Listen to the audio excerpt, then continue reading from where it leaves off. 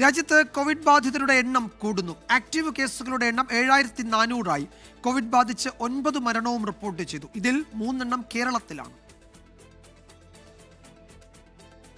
രാജ്യത്തെ Covid active കേസുകളുടെ എണ്ണം 7400 24 മണിക്കൂറിനുള്ളിൽ രാജ്യത്ത് 269 കേസുകളുടെ വർധനയാണ് രേഖപ്പെടുത്തിയത്.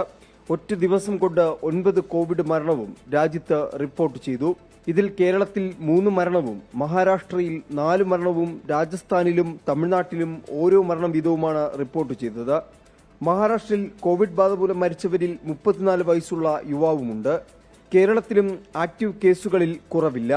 നിലവിൽ സംസ്ഥാനത്ത് 2109 ആക്റ്റീവ് കേസുകളാണുള്ളത്. കഴിഞ്ഞ 24 മണിക്കൂറിനിടെ 54 കേസുകളുടെ വർധനയാണ് സംസ്ഥാനത്ത് റിപ്പോർട്ട് ചെയ്തത്. ഗുജറാത്തിലും കോവിഡ് കേസുകൾ 2000-ലേക്ക് അടുക്കുകയാണ്. ഗുജറാത്തിലും കേരളത്തിലുമാണ് കൂടുതൽ ആക്റ്റീവ് കേസുകളുള്ളത്. വ്യാപന സാഹചര്യം സൂക്ഷ്മമായി ആരോഗ്യ മന്ത്രാലയം നിരീക്ഷിച്ചു വരികയാണ്. 24 ഡൽഹി.